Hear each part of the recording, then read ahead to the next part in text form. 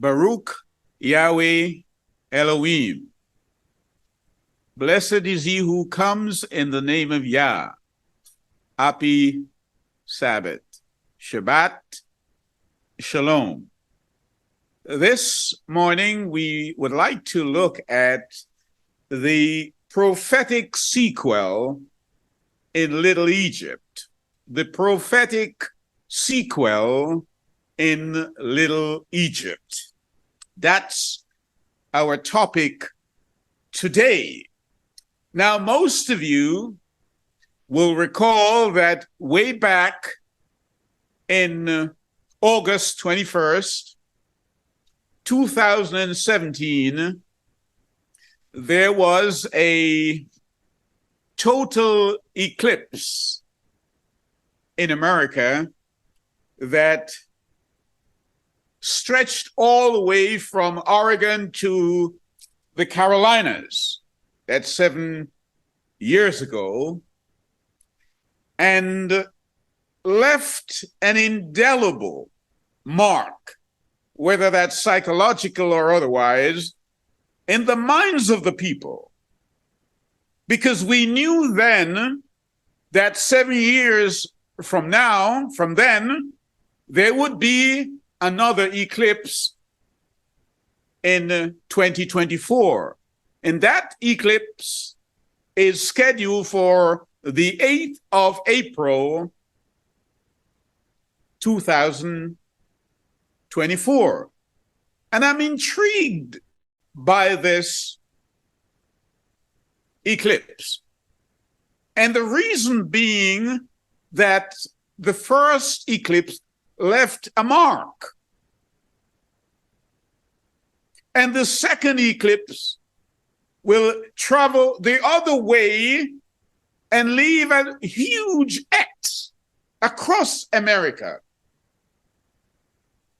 And what intrigues me even more is that at the point of their intersection,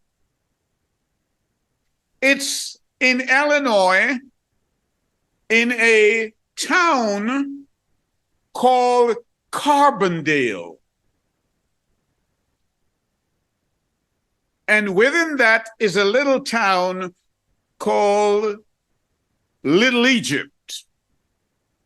And I will explain to you why I am intrigued by this, and therefore I have to trace my prophetic footsteps to understand this cosmic situation that is coming upon us, and mostly the people are not even concerned.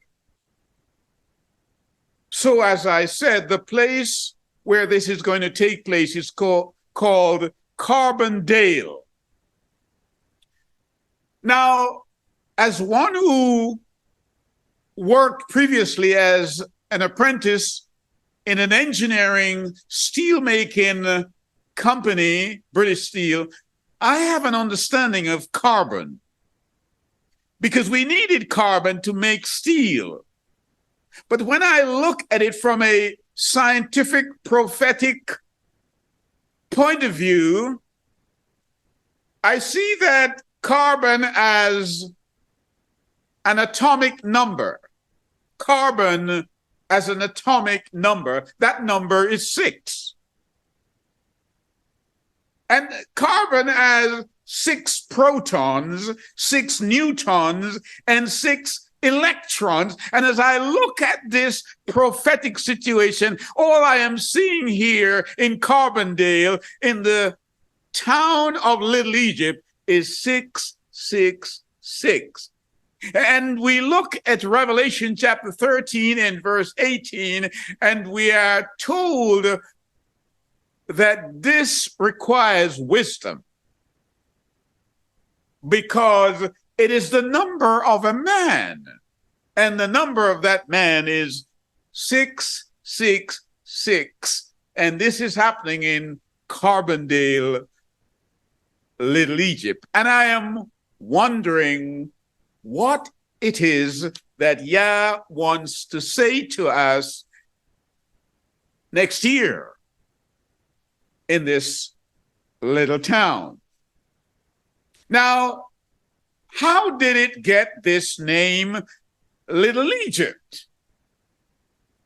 Now, it's amazing when you go around this town, you see places like Cairo and all the Egyptians' name. There is in there a pyramid of King Tut. And all this is happening next year, 2024. There is to be a cosmic sign, an indicia across America, and it intercedes and intercepts in Carbondale. And I'm wondering what's happening here. Now, years ago, we are told that the town, there was a famine in the town, in that area, and all the people had to come to the south to get corn, to get bread to eat, just like Egypt. And moreover, Little Egypt, that part of Illinois, was really part of a free state. Illinois was a free state when it entered the Union. It was the 21st state of the Union. But in Little Egypt, there was illegal slave in Little Egypt, even though it was a free state. And of course, you know, it's the state of Lincoln. And so that great reformer, even though he lived in that state and it was supposed to be a free state, there was illegal slave taking place in Little Egypt. That's part of the history of America. And as you know, the Civil War was about the northern state and about the southern state, and the southern state wanted to keep slavery. They wanted to keep slavery. And as I read through the word of Yah, particularly in chapter 12 of Numbers, as was read earlier, we read that Miriam and Aaron spoke against Moses regarding the Ethiopian woman whom he had married. And the word says, and Yah heard it. He heard it. And what we see there is the imminency of Yahweh's transcendency. Even though he's transcendent, he's above everything, he has a local ear. And he hears when we cry. Even as he heard Abel's cry, the blood of Abel cried from the ground. And I'm wondering this cosmic event that is to come, whether it is because Yah has heard the cries of the slaves. Because it can't be an accident that is happening in Carbondale, and it's happening in a town called Little Egypt. We can't dismiss that. And not only that, it's happening in the time of Passover. It's happening on the 8th, the next day being the new moon, Passover. So come with me to the book of Exodus as we look at chapter 12. And Yahweh spake, this is verse 1, unto Moshe and Aaron in the land of Egypt, saying, this month shall be unto you the beginning of months. It shall be the first month of the year. Are you with me? Yah told Moses that the new year starts in the spring. And Moses was to arrange the people so as they keep the Passover in the spring. Now, this cosmic event that I am speaking of will take place in the era in the period, the time of Passover. And this is why I've long since held that there is to be a second Passover taking place, not necessarily a physical one, but a spiritual Passover where, yes, people will come to know who they are. Are you with me? Notice that those people who, when they change the time, in Daniel 7:25, we're told they will think to change laws and time. And when they did change the time, the people who kept the beginning of the year in the spring, you know what they call them? They call them April Fool. That's where we get the term from. And so we have got to understand that it is not those who keep the Passover during that time that are April Fool. It's the people who do not keep the Passover. Those are the ones who are April Fool. So we see here that Yah spoke to Moshe and made it clear that, listen, this thing here, this Passover, this festival that you keep, it is for all generations. It's not just a one-off event, Moses. When your children ask of this, just tell them that this was the time when I brought the children of Israel out of Egypt. And it was in that era when Moses lived in Pharaoh's house. Are you with me? Moses lived in Pharaoh's house, and it was only when he was grown that he realized that he is not an Egyptian, but he's an Hebrew. Many of us grew up in the church. Some say they're Baptist, some say Pentecostal, some say Seventh-day Adventist, some say Catholic. But it's only when we became mature in the word that we realize that we are not the Gentiles that they say that we are, but we are Hebrew Israelite, or we are Negro Shemites. They taught us in their school that Ham is the ancestral father of all Black people, and we are here to let you know that no. And so we want to look at Yah's word, because I hear in Lamentation, as Jeremiah writes in chapter 4 and verse 8, he says, their visage, are you with me? Facial look, their visage, if you may pronounce it that way, is blacker than coal. They are not known in the streets. Their skin cleaveth to their bone. It is withered. It has become like stick. Are you with me? Oh, yes. They are like that. These people that we call slave that came here to America. And we're going to show you why they ended up in America and why they are different people that we need to understand. Why?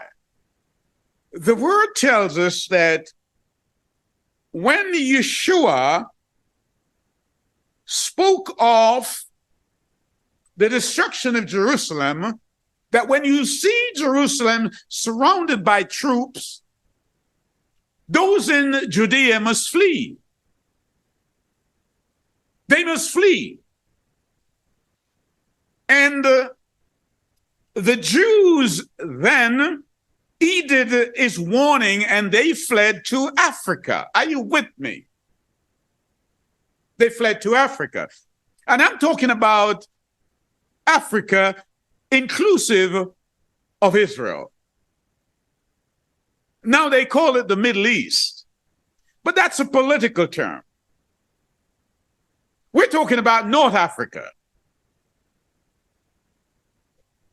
That's the picture that we have. And so these Shemites, these Negro Shemites, many of them were regal people. They were the wealthy people, these Negro Shemites. Hear me? And they migrated to Guinea. They migrated to Ghana. They migrated to Nigeria. They migrated to other parts of Africa. And while there, they were disliked by the Africans. Hear me? I'm making the clinical distinction between the Shemitic Negroes, these are the regal tribes of Judah, from the Hamitic people who are the Africans. They teach us, they've long taught us that Ham is the ancestral father of all black people. And I'm making it known to you that the Negroes, the Shemitic Negro, are descendants of Shem and not descendants of Ham. And these are the ones from Judah who migrated to Africa and were sold initially by the Africans. It was Africans who sold the Shemitic Negroes, assisted by the Arabs, who sold them to the Europeans, and it became a commercialized thing, and we were sold all over the place. Portugal, Spain, Brazil, the Caribbean, the Americas.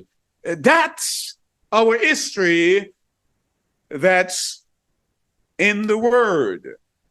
And so we have got to understand that this eclipse that is coming to America is telling me, yeah, heard what they said and done to the Ethiopians. And so he's coming, and he's coming to pass over his people in America as he did in Egypt. It's called a Passover. He's coming in Passover. He's coming to Carbondale, 666. And he's coming to Little Egypt. You can't miss it. You've got to understand what is happening, because I think something is about to happen. Yah is coming to America to do something. You can't escape it, even as he came to Egypt. Are you with me? So let's turn to that portion of scriptures that our sister read for us earlier in chapter 28. Well, let's do 29 first. Chapter 29, and we will look at verse 24 of Deuteronomy. And it says, even all nations shall say, wherefore hath Yah done thus unto the land? They'll ask that. What meaneth the heat of his great anger? Why was Yah so angry with the bronze people? Why? That's the question they're asking. Why did they become slaves in Britain and in Europe and in the Americas? Why? That's the question they want to know, but they're not answering, because you know why? When they teach history, they only teach it in the 16th and 17th century, and we don't go back. And this morning we want to go back right into the Bible, where Yah inspired men like Moses to write our history for us, because if they write your history, they will write you out of it, and which they have already done, written you out of it. So when you read the scripture, you think you're reading about other people, not knowing that you're reading about your ancestors. And so the question is asked. Let's read it again for emphasis. Verse 24, chapter 29. Even all nations shall say, wherefore hath Yahweh done thus unto this land? What meaneth the heat of this great anger? Then men shall say, because they have forsaken the covenant of Yahweh Elohim of their fathers, which he made with them when he brought them out of the land of Egypt. Are you with me? So here's what I'm saying. When Yeshua was hiding, his father and his mother brought him to Egypt to live among the people. It's clear that he was among people of the same pigmentation. Because the word in Revelation chapter 1, when John turned around to look, John says, I saw one like the Son of Man, and he had bronze feet. John says that, and he had hair like wool. And so he went to Africa to hide among his own people. Paul the apostle, he was also thought of as an Egyptian. Why was that? Moses, all these years living among a people during that period of time where all the Egyptians were black, he thought he was an Egyptian. How could this be if he was of a different complexion? So we see it is not the word that we have concern about. It's those who have interpreted the word and have drawn sketches like Michelangelo and have given us picture of descendants of Japhet and have our people believing that's them. No, that's not what the word said. And so let's look at verse 26 of the same chapter, 29. For they went and served idols. This is what we were doing. And worship them. That's what the word says. Idols whom they knew not. We never knew thee. Obviously, we got it from somewhere else. It's clear. And whom he had not given unto them. And the anger of Yahweh was kindled against this land to bring upon it all the curses that are written in this book. If you ever want to understand why we became slave or our ancestors became slave, you better go back and understand it. We turned away from Yah, and the only way we can rid ourselves of it is to return to him. That's what the word here is saying. And Yahweh rooted them out of their land in anger. How? In anger.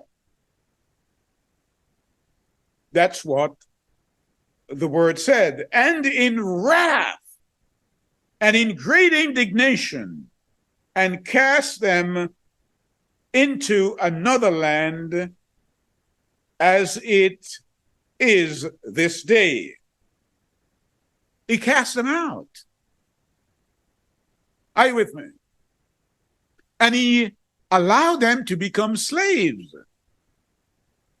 As I indicated earlier, these people, the land they lived in was Israel.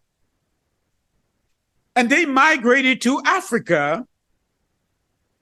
And the Africans sold them with the help of the Arabs to the Europeans. And so we end up in slavery. So come with me now to chapter 28. And we will look at a few verses here. The word says, verse 1, and it came to pass, and it shall come to pass, if thou shalt hearken diligently unto the voice of Yahweh thy Elohim, to observe and to do all his commandments, which I command thee this day, that Yahweh thy Elohim will set thee on high above all nations of the earth, if you obey him. Of course, Yah prefers obedience than he does sacrifice. And all these blessings shall come on thee and overtake thee, if thou shalt hearken unto the voice of Yahweh thy Elohim. Blessed shalt thou be in the city, and blessed shalt thou be in the field. Blessed shall be the fruit of thy body, and the fruit of thy ground, and the fruit of thy cattle, and increase of thy kine, and the flocks of thy sheep. Blessed shall be thy basket and thy store. Blessed shalt thou be when thou comest in, and blessed shalt thou be when thou goest out. Yahweh shall cause thine enemies that rise up against thee to be smitten before thy face. They shall come out against thee one way and flee before seven ways. Now, years ago when we read this, we thought this was talking about someone else, because we thought it was another group of people that were in Where? In Egypt. But no, this is our ancestors that were in Egypt. And now we're understanding, because Baruch chapter 2 and verse 30 says, it is while we are in the land of our captors that we're going to realize who we really are. And that's what is unfolding before our very eyes. And Yah, I believe, is letting us know, I am coming, and I'm coming at the season of Passover to America, where many of you dwell, and I'm coming even as I came down to Egypt, and I'm going to pass over my people, but the others I'm going to deal with even as I dealt with them in Egypt. We've got to understand this prophetic situation that is happening, and our people needs to be woken up, isn't it? In verse 68, he says,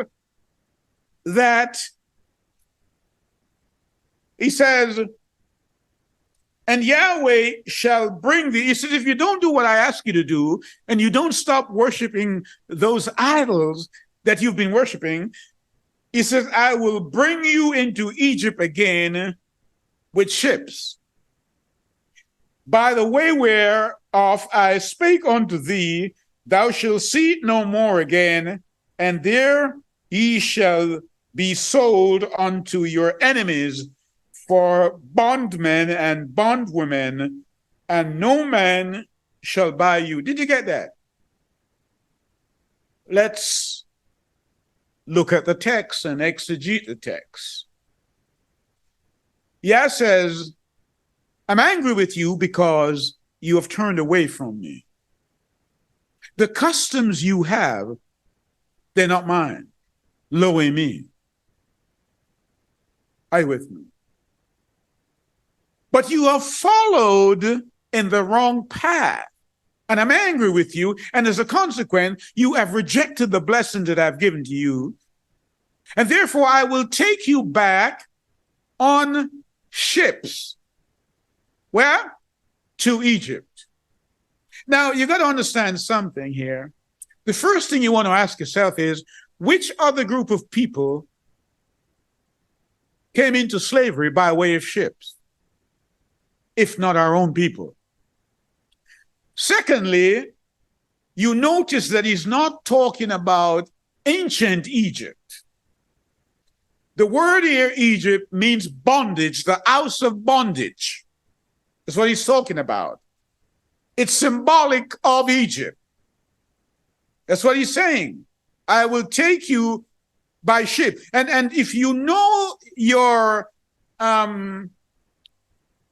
geography, you will know that Israel and Egypt are borders. It's a walking distance.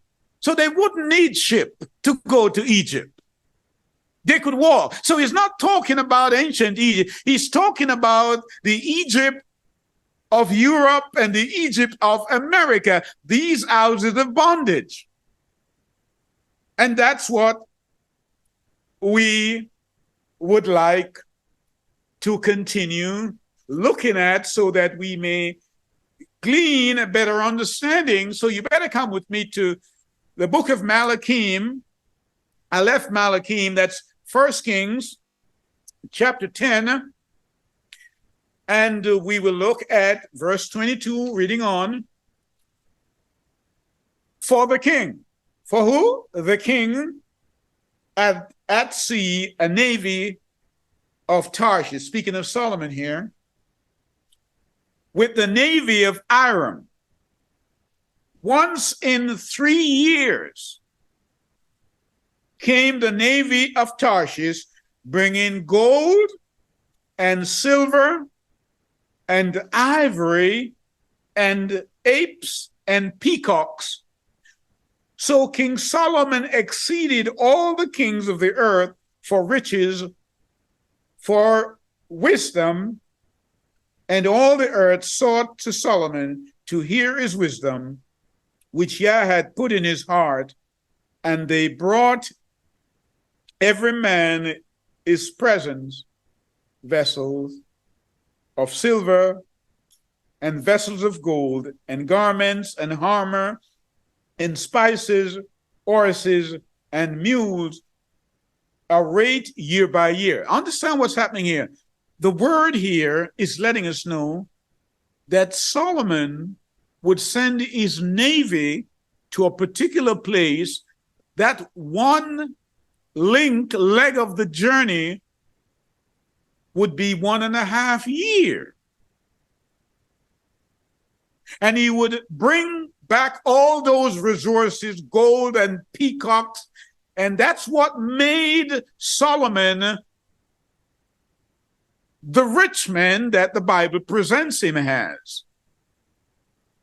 The question that is in our minds is, where was this place that Solomon sent his navy? Where? Clearly, Solomon knew what we didn't know, and we're coming to know. So I want to read for you from the book of Esdras, the book of Esdras, second Esdras, and I'm reading from verse 40. The word says, those are the 10 tribes. Remember, the 10 tribes were taken when? In 722 BC, they were taken by the Assyrians and they never went back home. So Esdras is just the Greek name for Ezra that we have become acquainted with in the scriptures. But I'm reading from second Esdras, which they tell us is an apocrypha, meaning a sacred book. So that's where I'm reading from. Those are the 10 tribes which were carried away prisoners out of their own land into the time of Hoshea the king, whom Salmanasseh, the king of Assyria, there it is, led away captive, and he carried them over the waters, and so came they into another land. So the 10 tribes were taken from the northern kingdom and taken into another land. But they took this counsel among themselves, that they would leave the multitude of the heathen. They did what?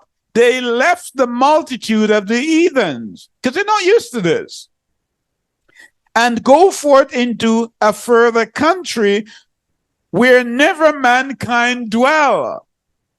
Did you get that? They were captured by the Assyrians, taken to a place and made captive, but some of them left and went into this is the original far country.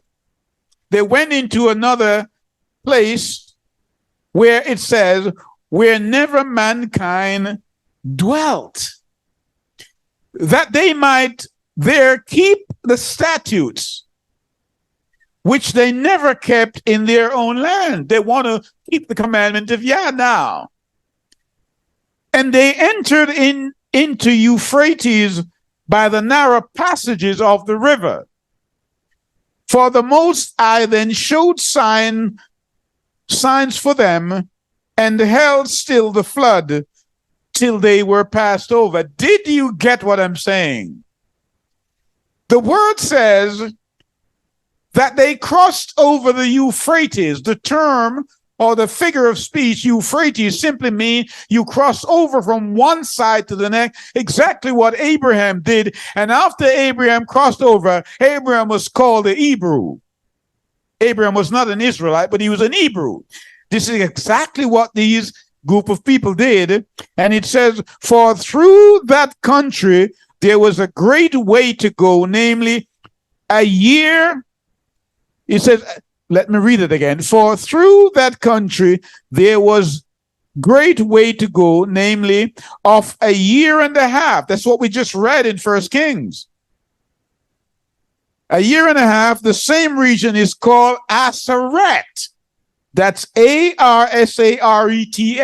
So the question that I posed earlier, where was it that Solomon sent his navy to collect gold and ivory and ebony and all the resources? The word here, the prophet Esdras or Ezra is telling us he sent his navy to Arsaret. Then dwelt they there until the latter time, and now when they shall begin to come, the highest, listen to the word, verse 47, the highest shall stay the springs of the stream again, that they may go through. Therefore sawest thou the multitude with peace. But those that be left behind of thy people are they that are found within the borders. So we read in history that Christopher Columbus recognized that the place called Arsaret is none other than America, where we live today. So the black people, the slaves who were taken into captivity, we call the children of Israel, they, after they were taken by the Assyrian, they left and they came to Arsaret. They crossed over the Euphrates and went to a far country. And history tells us that far country is in America. Yah heard their cry. He heard their cry. And so we have got to understand, because when we read in Zephaniah chapter 3 and verse 10, we are told that from beyond the rivers of Ethiopia, from beyond where? The rivers of Ethiopia, my suppliant, my worshipers, my dispersed ones. Who are his dispersed ones? The Ethiopians. He says, they will bring me an offering at the end of time. They will bring me the Ark of the Covenant, my offering. And so what I am saying is that there is an exodus underway, and it's going to be in the season of Passover. In the season of Passover. But then you say to me, so are you saying that our kin, the bronze-looking people, the people of our complexion, you're saying that they are the Israelites? I am only letting you know what Yah has written. The word says in chapter 48 of Bereshit, that's Genesis, he says before Jacob, that's Jacob, before he died, he blessed the sons of Joseph. Joseph was prime minister in Egypt. He was the same color as them, because notice that even Joseph, when his brother came down to Egypt, they did not know he was not Egyptian. Are you with me? If Joseph was a European as they present him, they would clearly know that he's his brother, but he was the same color, same complexion of the people in Africa. So his brother didn't know him, or his brothers didn't know him. And the Pharaoh who came later on did not know who Joseph was. So Jacob decides to bless the sons, Ephraim and Manasseh, of Joseph, because they were now living in Egypt. And they were considered to be Egyptian, but they're Hebrew, because they had crossed over. That's what baptism does for us. We cross over from the world into the promised land, whether figuratively or otherwise. And so when he blessed them, he put his right hand on Ephraim. And Joseph was a little bit concerned about that, but Jacob knew what he was doing. And when he blessed him, he said, put my name. What's his name? His name was Israel, and he put his name on those two North African boys. And that's why they call Israel. So if these two North African boys are given the title Israel and given the inheritance Israel, the first thing you notice there is that the birthright belongs to us. The birthright promise belongs to Ephraim, a North African boy. And what is the birthright promise? It's the same promise that was given to Abraham. The land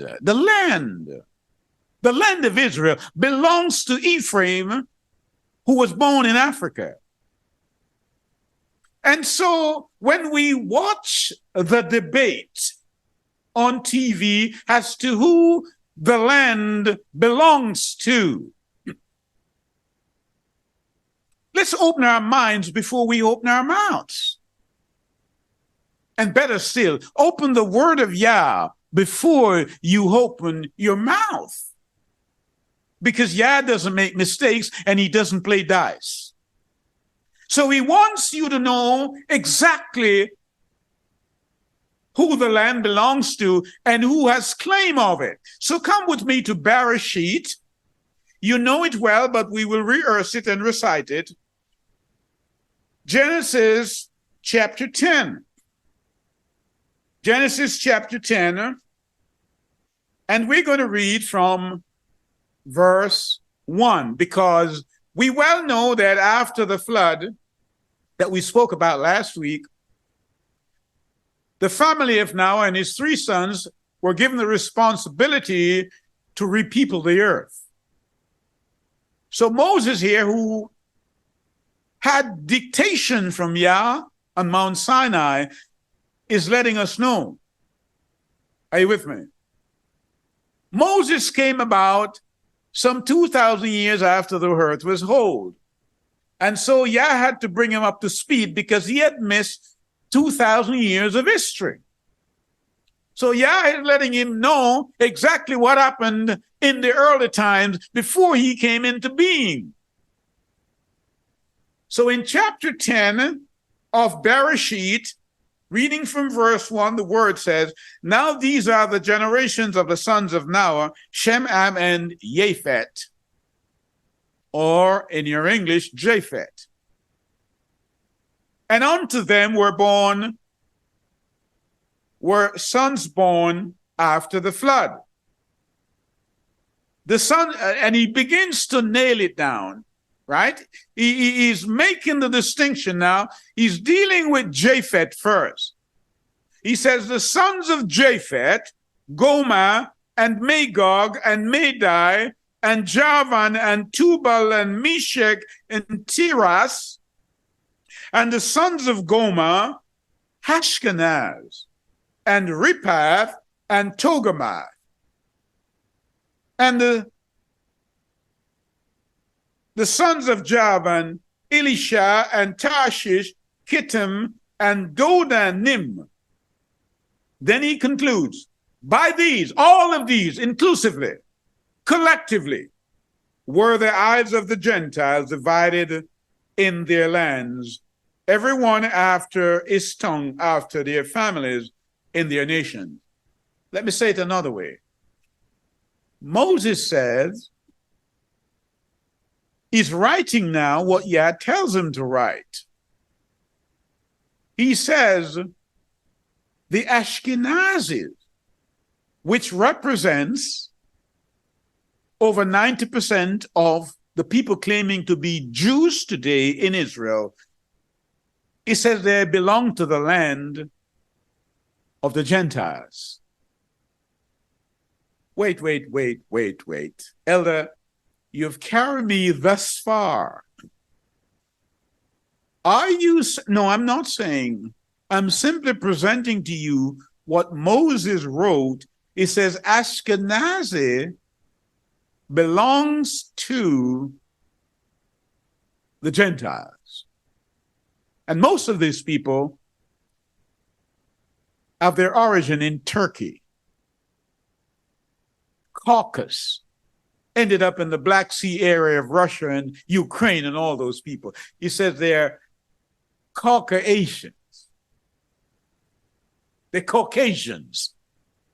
That's what we call them. This is the word, and we need not get angry or bitter. We just need to understand what Yah wants us to know. So you say, so, Elder, if you are saying that these people are Caucasians, they are Caucasian, they're Khazars, who then are the Jews? Good question, and I'm glad you asked that. Come with me to Bereshit chapter 9, and let's read verse 27. Well, let's read verse 26 first. And he said, blessed be Yahweh Elohim of Shem, and Canaan shall be servant to them. Verse 27, Elohim shall persuade. You didn't hear me. In the King James, some of the King James, he says he enlarged. In another part, in other scriptures, it says he deceived them. And Elohim shall persuade Japheth, persuade him, that he may dwell in the tents of Shem, and Canaan shall be the servant unto his brethren. So, what this text is saying, if not implying, is that the people claiming to be Israelites, they are Japheth who are dwelling in the tents of Shem. Where's the tent of Shem? Over there in Israel. So if they're in the tent of Shem, the question is, where is Shem? In America and Britain and elsewhere. They are genuinely believing that they are Shemites. But it says here, Yahweh shall persuade them until the time of the Gentiles shall come in. You've got to understand that. Wow. So, Yah says, and you must join me in Jeremiah. Jeremiah chapter 16. Jeremiah chapter 16. And let's start at verse 14. Therefore, behold, the days come, saith Yahweh, that it shall no more be said, Yahweh liveth that brought up the children of Israel out of the land of Egypt. I won't even speak about that, because that was a forerunner to that which I'm going to be doing now. But, verse 15, Yahweh liveth that brought up the children of Israel from the land of the north, and from all the lands which he had driven them, and I will bring them again in their land that I gave unto their fathers. Now, scholars and theologians have misrepresented this, and you know what they've said? They said it is the European Jews who came from Poland and from Britain and that came home in 1948 and established Zionism and brought the state out and say these are the Jews. Yah said, no, I persuade the Gentiles to dwell in the house of Shem. But I'm going to bring my people. And when I do it, I'm going to do it in great style. I'm going to do it with sign, celestial sign, just like I did in Egypt. The sun shall be darkened, and the moon shall not give its light. And so the whole world, not least among them the American, they will know that when they spoke and they whipped my people with those whips and dragged them, and I hear the ground, and they say, these are the sounds of the chain gang working in the field. I heard them. I heard the sound of them, even as I heard the blood of Abel shouting from the ground. And I'm going to visit this nation that had them in evil. I'm going to visit. And I'm going to put a hex over this nation. When I went to school, and when they marked my book and corrected me, they put a hex. And hex means it was wrong. And Yah in 2024 seemingly is coming to Little Egypt in Carbondale, that 666 area. That's the autumn of carbon. He says, I'm coming, and I'm going to let them know that it was wrong. It was wrong. You took me even as you took my beloved ones, the ones that I've chosen, my chosen vessel, and you first brought them down to Babylon, and you mocked them. Psalm 137 says, they said to us, sing us a song. And we said, we cannot sing a song that belongs to Zion. We cannot sing it in Babylon. And so today, they're still begging us. They're still begging us. You didn't hear me. I says Aretha Franklin, Michael Jackson, Stevie Wonder, Sam Cooke, they're begging us, and they're writing checks. Sing us a song. And we are saying we shouldn't have sung for them, because what happened? You see, swing low, sweet chariot. Yah is coming to bring us home to the land. And we have people telling us that it was in 1948 that Zionism was established. The Balfour Agreement. No. Yah says, the land is mine. It must not be sold. Amos 9:7, are you not unto the children of the Ethiopian, O ye Israel? Are you not the same? What is it that we're not seeing? Listen, let's look at it genetically. We just look at it geographically.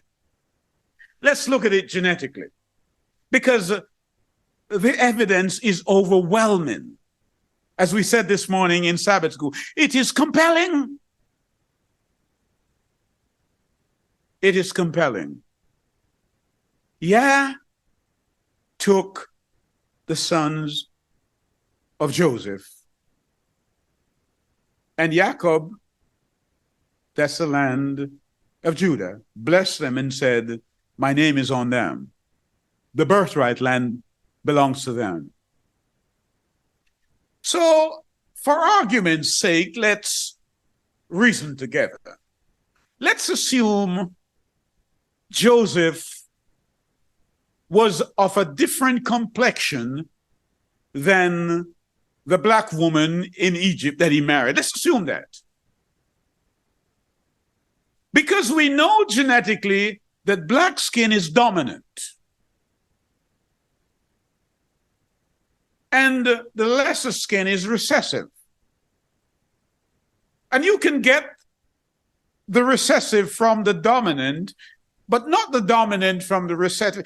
This is genetically what scientists know.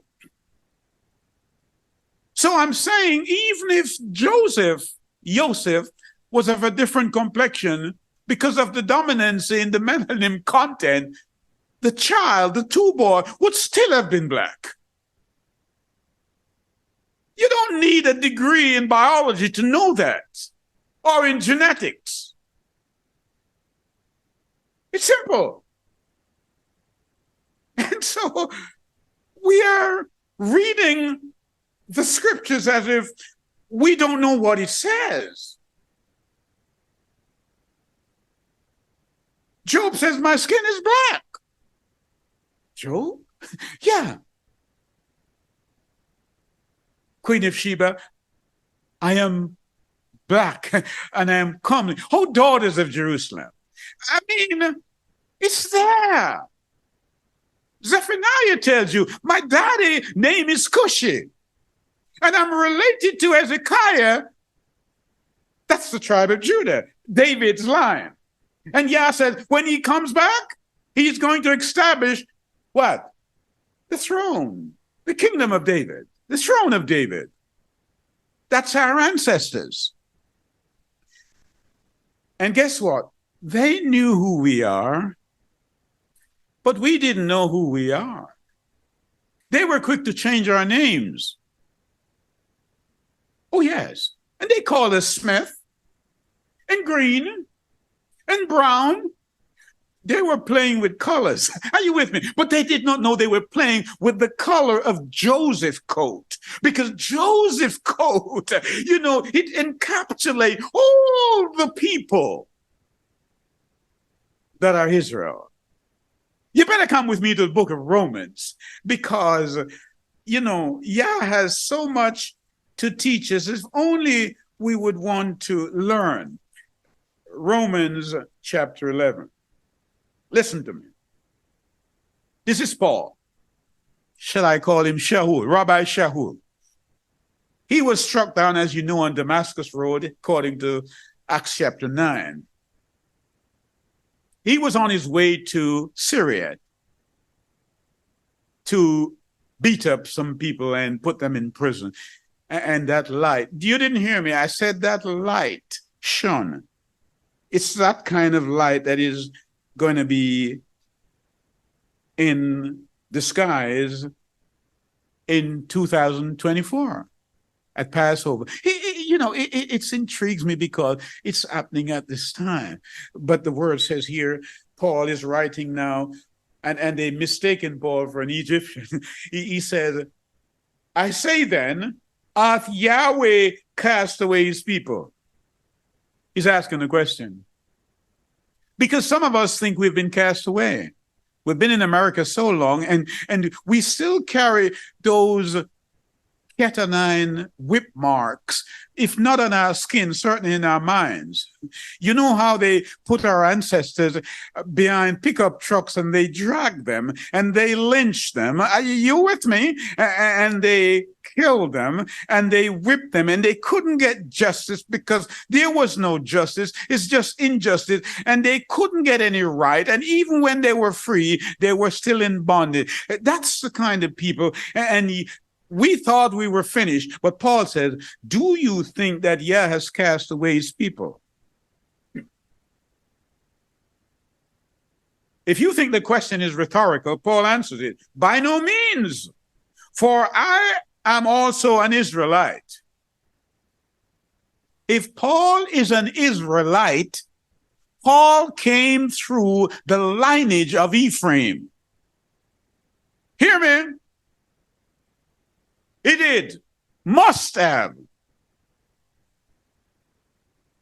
He said, I'm the seed of Abraham. If you being Yeshua, you're Abraham's seed. Galatians 3:29. Of the tribe of Benjamin. He's letting you know, I am of the southern tribe down there. Oh, yes. Yahweh hath not cast away his people, which he made foreknew. Yah has not cast away the Negroes. No. Don't you remember what Elijah said? Elijah thought he was the only one left. But Yah said, no, there are 7,000 who have not bowed their knees to Baal. Yeah. Oh, yes, some of the Africans sold us out. But there were some who did not bow their knees to Baal. Yahweh, they have killed the prophet. This is why Elijah said, but no, I have some faithful people who did not worship the idols, and they were taken into captivity. Let's go to 24, verse 24. For if thou wert cut out of the olive tree, which is wild by nature, and were grafted contrary to the nature into a good olive tree, how much more shall these which be the natural branches be grafted in to the olive tree? Paul says there is a blindness in part of Israel. We have become blind. And that blindness was such that the Gentiles, Japheth descendants, could come in. Persuade Japheth descendants to come in while we were blind, didn't know who we are. Some of us still don't know what they are talking about, identity theft. We think they're talking about credit cards when we talk about identity theft. No, we're talking about how they stole our genealogy and messed with our DNA and messed up our geography. Let me say this again. They messed with our geography. You go now and look anywhere onto a 1747 map, and you will see in big, bold sign in Africa, West Africa, it says the land of Judah. In Benin, Ghana, Negro land. These maps, 1847, was drawn up by Cathologists in England. They drew this. But by 1871, they changed it. The same cartographers changed the map and took the land of Judah out of Africa. That's history. And so they gave us Constantine diluted religion. I'm not knocking people of faith at all. I'm talking the word. And Constantine made Christianity a state religion. He came into the church at the time of Ephesus. Hear me? Did he? No, he didn't. Ephesus was a pure church till it lost its love. He came into the church at Pergamos. Let me ask you the question. Who then was the teacher in the Pergamos church? The Bible says Balaam was. And the next church was Thyatira. Who was the teacher in Thyatira? Jezebel. And the next church is Sardis. The church of the Reformation, the Protestant era, when all the Protestant reformers protested against Rome. But what does Yah say? That Yah said, you have a name, but you're a dead church. And so there was a little revival in Philadelphia, but now we're in Laodicea. And what's Laodicea? A blind church, and a naked church, and a wretched church. That's what the word says. And Yah said, I have made them, Israel, blind, so that the Gentiles can come in. And Paul here says in verse 26, and when all the Gentiles come in, then all Israel will be saved. That means the Israel here that he's talking about is not natural born Israelite, but spiritual born Israelite. The Israel of Yah, Galatians 6:16. We have got to understand that what is coming up on the earth, I don't think people are ready for it. And they're not being taught what to expect. Not being told what to expect. And so we see that Samson, come with me to Judges. Judges chapter 16. And she made him sleep upon her knees. And she called for a man and she caused him to shave off what? The locks of his head. And she began to afflict him, and his strength went from him. That's what they did to Africans. That's what they did to Africans. Shaved his locks. His locks was only a symbol of his strength, not the source of his strength. But he fell asleep in the lap of Delilah, the Delilah of his circumstances. And all of Europe went down and took out all of his resources and brought to Europe and the build-up. And then they tell you this is the Industrial Revolution and all, they were rich. But it all came from Africa because Africa fell asleep in Delilah's lap. And when they made him weak, they said, Samson. I speak like this because my grandmother's name is Samson. Samson. The Philistines are coming. As if we didn't know that the imperial Philistine, the British, they went to the Caribbean and they ravished it.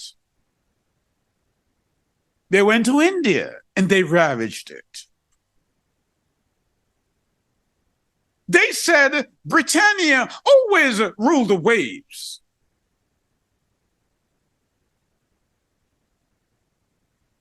Oh, yes. Even at one time, Britannia did rule America until America fought for its independence. So we know that the Philistines are not easy people.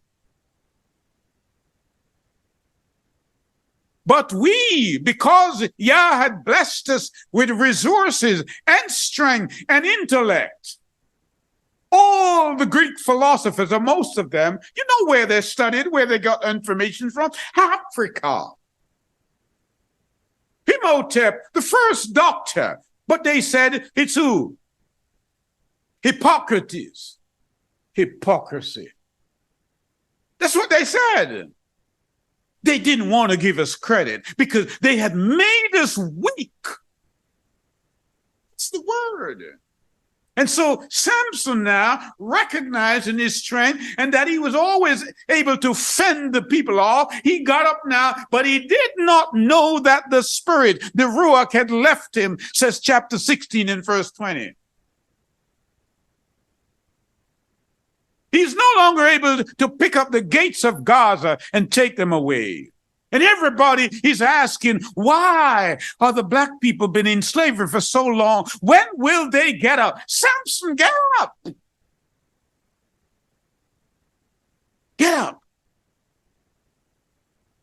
Even if Samson get up, Samson is blind because Samson doesn't know who he is.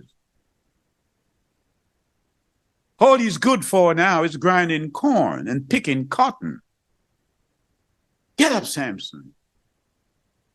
If my people are called by my name and humble themselves, what will I do? I'll bless their land. So Samson got those two pillars and said, try me one more time. And we began to pray. And we began to beseech Yah. And Yah says, I'm coming. I'm coming to visit that country that had you in captivity. I'm coming. I heard it when they spoke bad about you. I heard it. He said, I'm coming there. I'm going to strike them. And like Miriam, they will turn leprous. Now, even that, if the Bible says that Miriam, when she spoke against Moses and Yah addressed her, he said, don't you know that Moses, I speak to him face to face, but the other prophets, I speak to them in dreams and vision. Were you not afraid? Britain, America, when you took the blessed of Yah, the bronze people of Yah from Israel and from Africa, and you displaced them, were you not afraid? Perhaps that's the question we need to ask, even the United Nations. Were you not afraid? And it says that Miriam became white with leprosy. The connotation there, if she became white, she must have been some other color before. We can only speak the word of Yah and humbly do so. There is no room for pride in our hearts because all of us have the same origin. Yah says that with all nations I made them with one blood. There is no subdivision of race. There's one race of people and one landlord. So when you're fighting for land, whose land are you fighting for? You're foolish. You know why you're foolish? Because he said, you are joined here of that land. So now you know. Moses was told, go down to Pharaoh and tell Pharaoh to let my people go. My assignment is to go tell my people, let them know. And so you know. But I see you reluctantly dragging your feet. You don't want to leave Egypt. I see that. But Yah is coming. I see him coming, and he wants to meet you at the burning bush. Because he's letting you know, you see that experience that you went through over there in Bristol ports and in Liverpool, that the songster wrote and said, amazing grace, how sweet a song. He should have said amazing race of people, because we have to wonder, how did they live through this experience? And over 45 million of them were lost in the Pacific. How could that be? And they still survive. And people are asking now, they're saying, like Pharaoh, they're saying, our race, it's one death for one birth, but they are just multiplying. The Israelites always multiply. Pharaoh says, you know what? They are multiplying. They're breeding more than we are. So you better kill all the boys. Why do you think the issue today all over the world is about immigration? Pharaoh had the same problem, immigration, because Yah's people, he told us, go and replenish the earth. When Yah says replenish, you don't diminish. And so he's saying to us, take off your shoes, because the place that you stand is holy ground. And you don't have to fight. No, you don't have to fight. There's one called Michael. At that time, Michael will stand up. So I deposit this view to you. As Yeshua said to the children of Israel, or to the Pharisees, he says, Jerusalem, oh, Jerusalem, oh, I so wish that I could put you under my wings like a hen covers a chick. We ought to be praying, saying, oh, America, oh, I so wish you had Nat Turner, you had Malcolm X, you had Fard Muhammad, Dr. King, Paul Robeson. They all spoke to you, but you did not hear them. Oh, I so wish you had heard them, but you did not know the day of your visitation. You did not know. But I'm coming. And I'm coming with my reward. And America well knows, even as the world knows, that the fault line that lies beneath that area of America we call Little Egypt is greater than the San Angelo Fall in California. It's greater.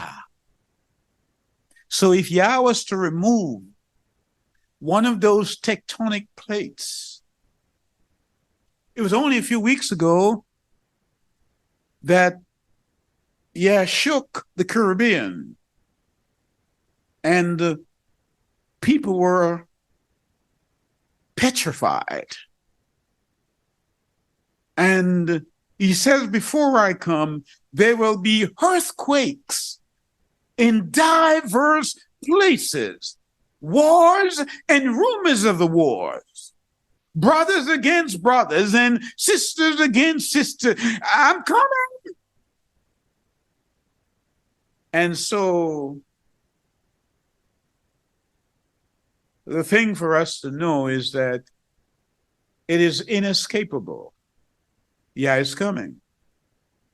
And he has already put a hex across the nation, if only to say, you were wrong.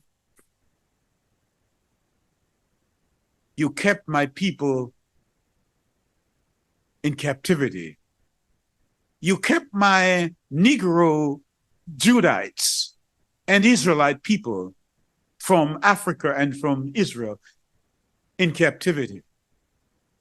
And you did not give them any justice. And so I'm going to judge you as a nation. We can't stop Yah's judgment. All we can do is to prepare ourselves. We cannot stop Yah's ship sailing, but we can watch which direction the wind is blowing and set our sails in that direction. Let that be our attitude. Let that be our lifestyle. Let that be our objective, to follow Yah wherever he goes through Yeshua. For such we pray in Yeshua's name. Amen.